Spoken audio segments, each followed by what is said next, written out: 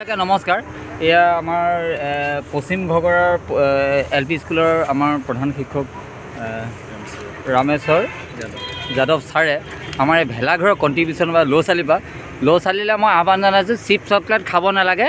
চিপ চকলেটৰ পইচা মানে আমি ভেলাঘৰ বনাম, এদিন চিপ চকলেট খোৱাৰ পইচা মই আহ্বান জনাইছিলোঁ। আৰু তেখেতলোকে এখন লিষ্ট বনাই পেলাই এয়া দিছে। ইয়াতে কিমান আছে, ল'ৰা ছোৱালী কিমান দিলে আপোনাৰ বিদ্যালয়? ল'ৰা ছোৱালী দিছিলে আপোনাৰ 257 টকা, 257 টকা, তেখেতৰ ফালৰ 100 টকা। এয়া হৈছে আমাৰ মাছ এই ভেলাঘৰটো, মানে থলুৱা মাছ সংৰক্ষণৰ কাৰণে ভেলাঘৰটোৰ কাৰণে তেখেতলোকৰ বিদ্যালয়ে দিয়া কণ্ট্ৰিবিউশ্যন। আৰু তেখেতলৈ সঁচাকৈ মই বহুত ধন্যবাদ। আৰু মই তেখেতক তেখেতলৈ আমি এটা গছৰ পুলি মই দিব বিচাৰিছোঁ। এক মিনিট, আমাৰ এইটো ভেলাঘৰৰ ভিতৰ চোৱা। ইয়াতে মই তেখেতে যি সঁচাকৈ আহিছে বিদ্যালয়ৰ কাৰণে আপুনি সদায় খাব বিদ্যালয় এটা চাহৰ পুলি মই তেখেতলৈ দিব বিচাৰিছোঁ। এটা চাহ পুলি, এইটো চাহ পুলি।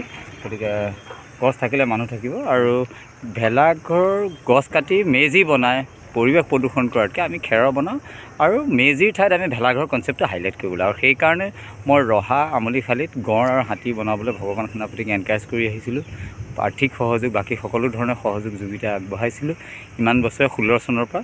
আৰু এইবাৰ আমাৰ ইয়াতে মাছৰ চলিছে, যোৱাবাৰৰ পৰা অলপ চলিলে, এইবাৰ অলপ বেছিকৈ চলিছে। গতিকে মই সকলোকে ভোগালী ওলক আৰু আমাৰ থলুৱা মাছ সংৰক্ষণৰ কাৰণে মই সকলোকে আহ্বান জনাম। আৰু ছাৰলৈ বহুত ধন্যবাদ। আৰু ইয়াত হেৰি কৰা আটাইকেইটা ল'ৰা ছোৱালীকে ধন্যবাদ। মোৰ ফালৰ পৰা গগৈদাক অশেষ ধন্যবাদ জনাইছোঁ। লগতে আগন্তুক ভোগালী বিহুৰ কাৰণে অসমবাসী ৰাইজলৈ আন্তৰিক ধন্যবাদ জ্ঞাপন কৰিছোঁ। হয়, বহুত ধন্যবাদ। আৰু স্থানীয় ৰাইজে চবৰে সহযোগত এইবিলাক হৈ আছে। স্থানীয় ৰাইজে কোঅপাৰেট কৰিছে। বিদ্যালয়বিলাকে এটকা ল'ৰা ছোৱালী দিছে। আৰু যিবিলাক আমাৰ ট্ৰাষ্টত থকা বিদ্যালয় তেওঁলোকে আমি আগ্ৰহ কৰিছোঁ যে চিপ চকলেট এদিন খাব নালাগে, তাৰ পইচাটোহে দিব লাগে, বেলেগকৈ চান্দা বিচৰা নাই মোৰ কাৰোৰ পৰা।